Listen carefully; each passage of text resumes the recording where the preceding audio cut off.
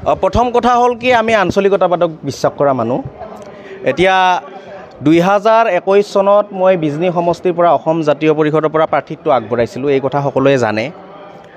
কিন্তু যোৱাবাৰ যিটো নিৰ্বাচনৰ পৰা আমি অভিজ্ঞতা পালোঁ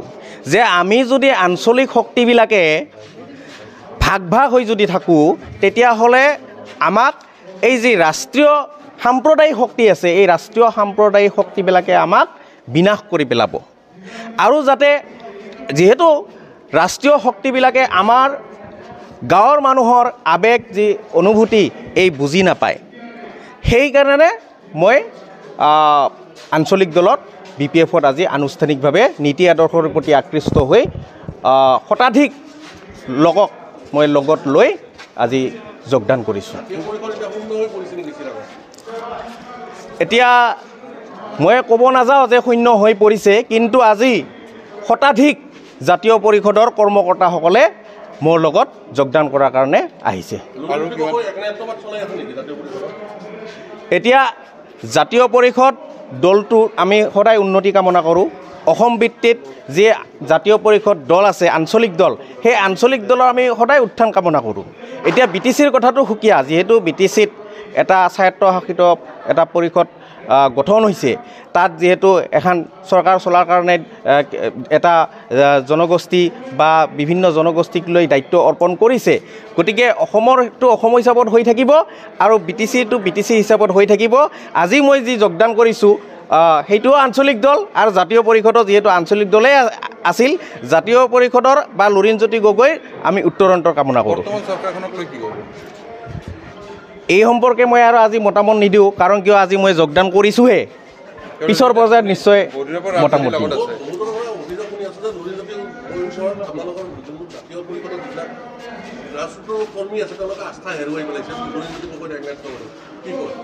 নাই একনায়কত্ববাদ লুৰিণজ্যোতি গগৈৰ এইটো মই কেতিয়াও গ্ৰহণ নকৰোঁ কাৰণ লুৰিণজ্যোতি গগৈৰ নেতৃত্বত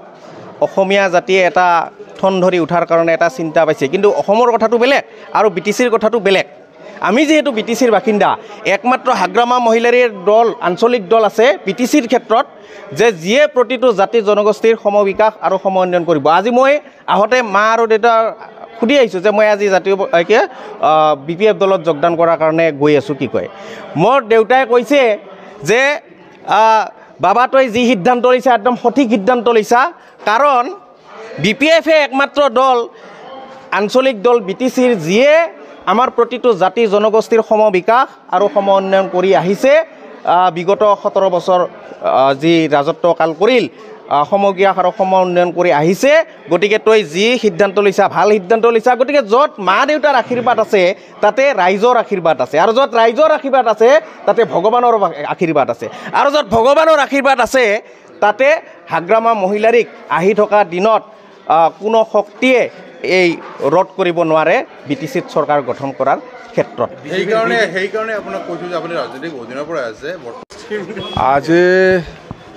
আজি BPF দলৰ কোচ ৰাজবংশী চেলৰ উদ্যোগত চিৰাং জিলাত জইনিং প্ৰগ্ৰাম হৈছে টোটেল 912 UPPL আৰু BJPৰ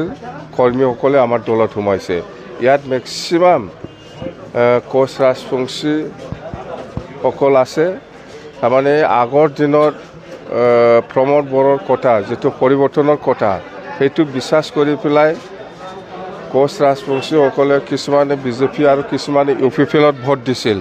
কিন্তু আজি দেখা পালোঁ যে প্ৰমোদ বড়ো একো কৰিব পৰা নাই যেনেকুৱা প্ৰতিশ্ৰুতি দিছিল এনেকুৱা কাম কৰা নাই এই কাৰণে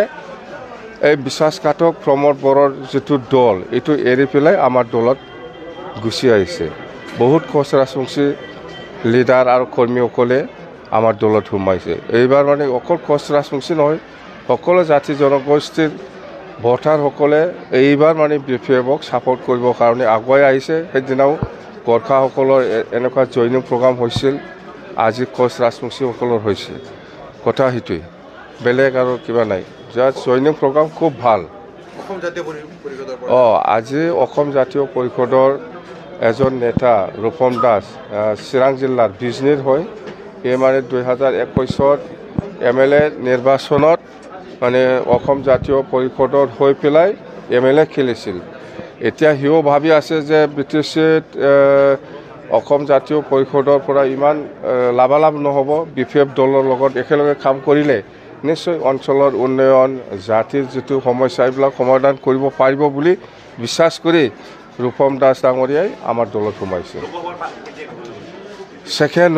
ছেকেণ্ড উইক মাৰ্চত আমি ঘোষণা কৰিম আমাৰ দলৰ সিদ্ধান্ত এতিয়াও সলনি হোৱা নাই BPFে অকলে খেলিব কাৰো লগত মিত্ৰতা নকৰিব না NDA না ইণ্ডিয়া কংগ্ৰেছৰ লগতো নাই BJPৰ লগতো নাই কাৰো লগত নাই দিনে নিশাই BPFত জইনিং প্ৰগ্ৰাম চলিছে জইনিং প্ৰগ্ৰামো কৰি আছোঁ পাই আছোঁ UPPL BJPৰ ফালৰ পৰা কোনো হাই ভল্টেজ নেতা জইন কৰাৰ কিবা সম্ভাৱনা আছে নেকি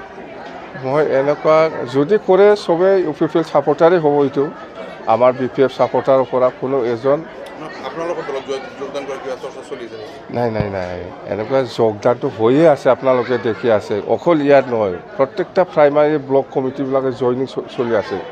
এনেকুৱা কোনোবা UPPLৰ লিডাৰ বাকী নাই বহুত লিডাৰ ভাইচ প্ৰেছিডেণ্ট ছেক্ৰেটাৰী এনেকুৱা মেলা লিডাৰ সোমাইছে আমাৰ তাত কংগ্ৰেছৰ প্ৰেছিডেণ্ট ভাইচ প্ৰেছিডেণ্ট ছেক্ৰেটাৰী এনেকুৱা বহুত সোমাইছে BJPৰো ডিষ্ট্ৰিক্ট লেভেলৰ কোনোবা প্ৰেছিডেণ্ট ছেক্ৰেটাৰী বা আঞ্চলিক লেভেলৰ ছেক্ৰেটাৰী প্ৰেছিডেণ্ট এনেকুৱা বহুত সোমাইছে BJPৰো মুঠতে আমি যিটো দেখিবলৈ পাইছে BPF দলত BJPয়ে বেছি পাৰে না UPPলে বেছি পাৰে ইয়াৰ কাৰণেহে কম্পিটিশ্যন হৈ আছে আমাৰ দলত সোমাবৰ কাৰণে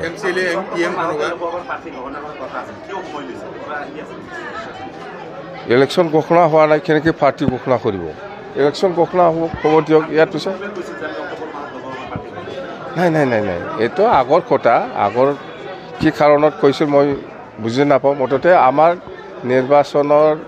যেতিয়া ঘোষণা কৰিব ইয়াৰ পিছতে আমি দিম